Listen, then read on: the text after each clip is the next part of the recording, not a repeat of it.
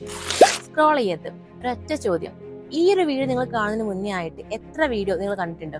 ഒരു exact number നിങ്ങൾക്ക് അറിയാമെങ്കിൽ നിങ്ങൾ ഈ വീഡിയോ സ്ക്രോൾ ചെയ്തോളൂ, ഒരു കുഴപ്പമില്ല. ഇനി അറിയില്ല എന്നുണ്ടെങ്കിൽ ഈ വീഡിയോ നിങ്ങൾക്കുള്ളതാണ്. നമ്മൾ എല്ലാവരും വിചാരിക്കും ഒരു 5 മിനിറ്റ് ഇൻസ്റ്റാഗ്രാം നോക്കാം എന്ന് പറഞ്ഞിട്ടായിരിക്കും നമ്മൾ ഫോൺ എടുക്കുന്നുണ്ടായിരിക്കാം.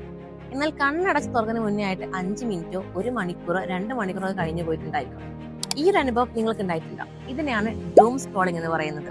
ഓരോ പുതിയ പോസ്റ്റും ഓരോ പുതിയ വീഡിയോയും ഈ നെക്സ്റ്റ് എന്തായിരിക്കും എന്നുള്ള ഒരു ക്യൂരിയോസിറ്റി നമ്മുടെ ബ്രെയിനിൽ ഉണ്ടാക്കുന്നുണ്ട്.